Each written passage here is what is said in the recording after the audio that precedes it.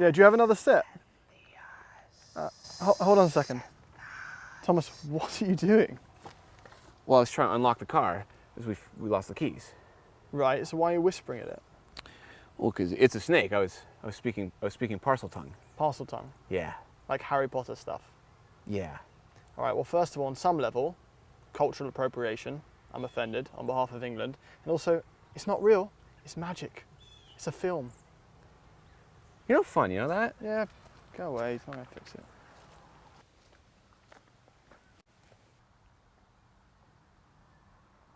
Hello, Hamora. All right, I got it. You're watching Throttle House. I'm Thomas. And I'm James, and this is terrifying.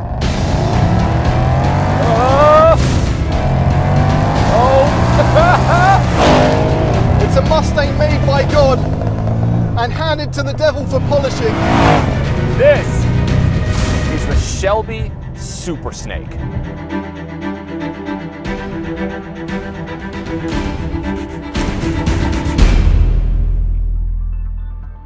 It starts out life as a normal premium pack Mustang GT, but then a specially certified Shelby shop, of which there are only 5 in the world, takes that Mustang and makes it something completely sadistic. In this case, Xcentrick Autosports is responsible for the build of this Supersnake for Lally Ford, who requested the most powerful version possible. So while the normal GT Mustang makes 460 horsepower, this Supersnake makes 800. And unlike the new GT500, you get a manual transmission. Yeah, it's still a coyote. It still sounds like one, but it's got a double shot of testosterone.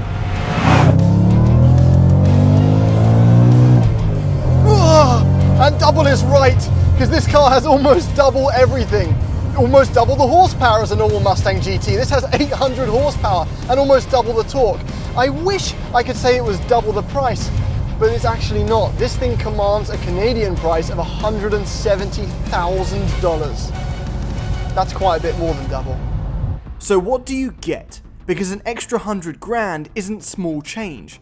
Yes, it looks a little different, and for more money still, you can make it a wide body, increasing the width of its backside by 4 inches and 2.5 on the front. But we'll tackle the exterior changes in a minute. More importantly, unlike the GT350 and a GT500 that roll off of a production line, this is truly Shelby certified, earning the car its place in the Carroll Shelby registry, and earning its Shelby plaque. And with the cool name, you also get a Whipple supercharger. And as innocent as the word Whipple sounds, it sounds like a cream cheese spread, the results are very much the opposite. Meaning you not only add a lot of horsepower, you also add some incredible sound.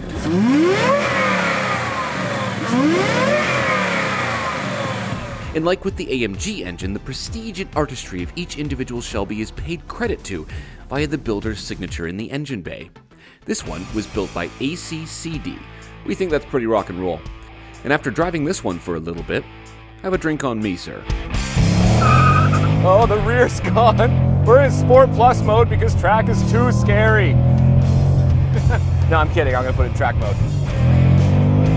Oh my God. Seriously. It just lights up the rear tires, even in third gear. And when you do that, you can feel the rear end lock up because it's got a proper LSD, obviously, so it's so controllable. Oh my God, that's fun. And the sound is just sublime. We love that Coyote engine, it always sounds amazing, and with this baller exhaust, it ups it another notch, which I didn't think was possible.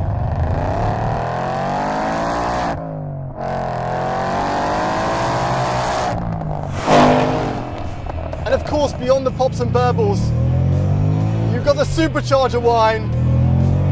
More! More! Yes!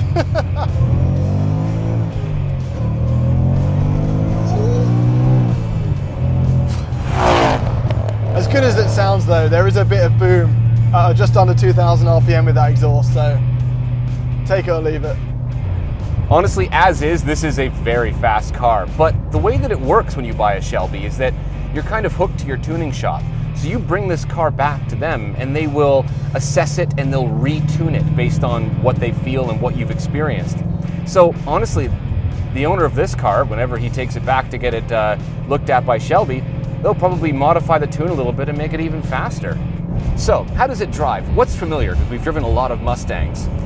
Well, it actually has fairly progressive power, the way that a naturally aspirated Mustang would. Except the difference is that when you roll past 3,500 up into 6,000 and 7,000 RPM, it just builds torque in a way that the stock Mustang does not. But it's not just the engine that makes this car so special. It's all the other stuff that they put on, and you get to be part of Team Shelby. As you can see, this is a very powerful car. In fact, it's so powerful that it can now reach 200 miles an hour. Thankfully though, Shelby has made sure that they've installed some proper cooling to handle all of the heat generated from that power. Because we have this lovely aluminum expansion tank, which has some of the nicest welds I've seen in a long time, and we have a heat exchanger for the supercharger and a big old aluminum radiator. And we have specially designed brake and wheel bearing cooling ducts so that the car can handle stopping as much as it can going. 2-piece rotors, 6-piston Brembos up front. The stopping power is insane. Oh, brakes. Oh, they are incredible. Good God. And back on the power. This has a special Ford Performance short shifter. Really short, very accurate throws. Probably one of the shortest shifters I think I've driven all year. Once you get used to it, it's amazing. And this short shifter is incredible. I say the shorter the better. It makes my Miata shifter feel like a hockey stick. The rear comes around very easily. Obviously on throttle it goes just with a whiff of right foot. But for me, the one part that it falls down and the one part that I wish that Shelby would have tuned more is the steering. Yeah, the steering is still Mustang, so it's a bit gooey on center. It doesn't have that precision and that confidence that comes with the Camaro, which is a shame because, blasphemous though it is, it would be amazing if the best parts of a Mustang and the best parts of a Camaro could fuse together to become one entity. You know, call it a Must-Maro or a Cumstang. No, that's a bit rude. So it's not just the engine that's been upgraded, it's the suspension as well.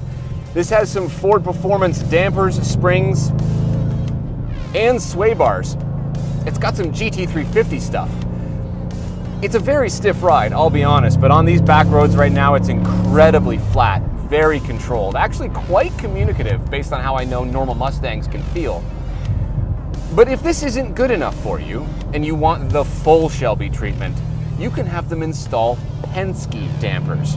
And if you know your racing suspension, you'll know that that's a very, very, very high-end damper. Around here, the car works beautifully. These are open American roads. I got the big bonnet up in front of me. I put my foot down, it flies up. This is where this car shines. But the suspension is pretty tough on this. And if you live in the city, it's pretty bumpy. Don't be drinking no hot coffee. But honestly, as it is, it's pretty impressive. I've driven a lot of Mustangs on and off the track. I've driven the GT350 and I've driven the GT and I've driven the EcoBoost. And they all handle quite well. This one is like those, except just a little bit better in every way. Whoa, what a car! But 170 grand? There's some other options out there.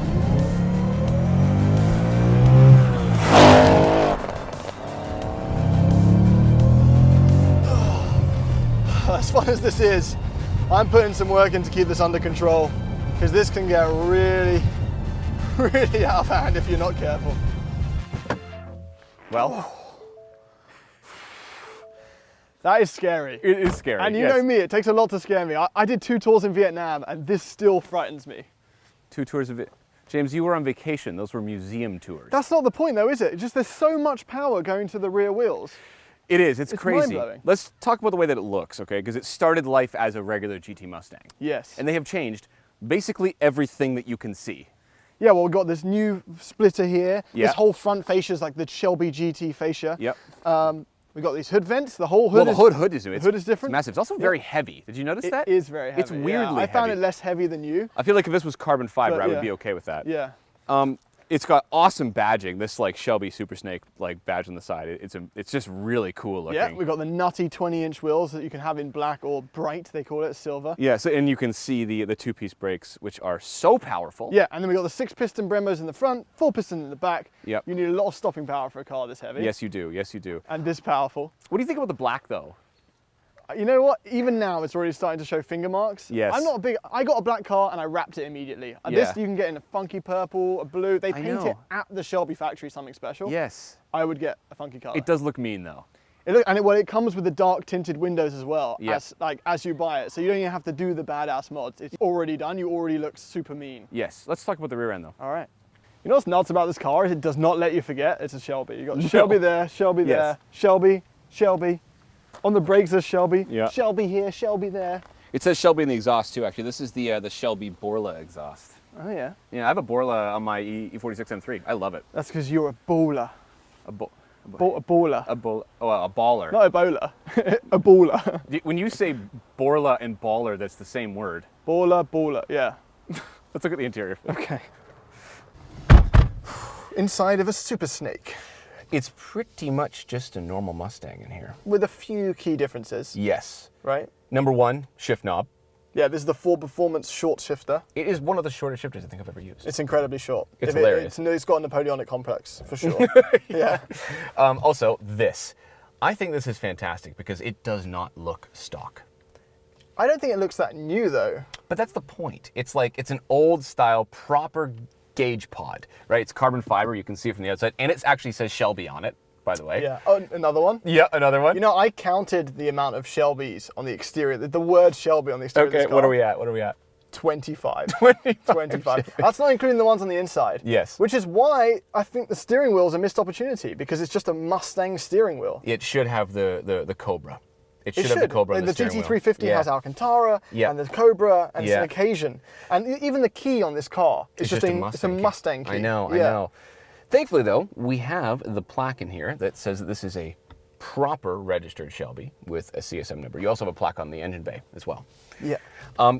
Honestly, I think this is a really special car. In the interior, personally, maybe they could have done a little bit more. Yeah, well, we got the nice seats. We got these Shelby seats. Oh yeah, I forgot about them. Yeah, these are actually really nice. These are made by Catskin. Yeah.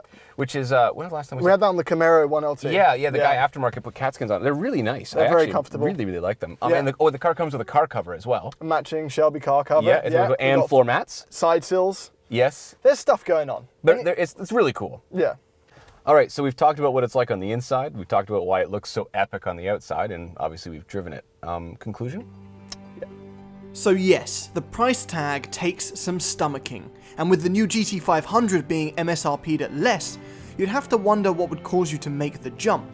And the answer we found is Carroll Shelby. From the beginning, Shelby set out to take a Ford and transform it into something special, something that upon purchasing allowed the owner to become immediately one of the team, Team Shelby. And with that comes history, legend, and a sense of pride. So whether or not that is worth the extra cost, well, that's up to you. But if all that's not enough, and the hunger for the new GT500 is still strong, then prepare your buttholes, people, because a new-gen GT500 Supersnake is in the works.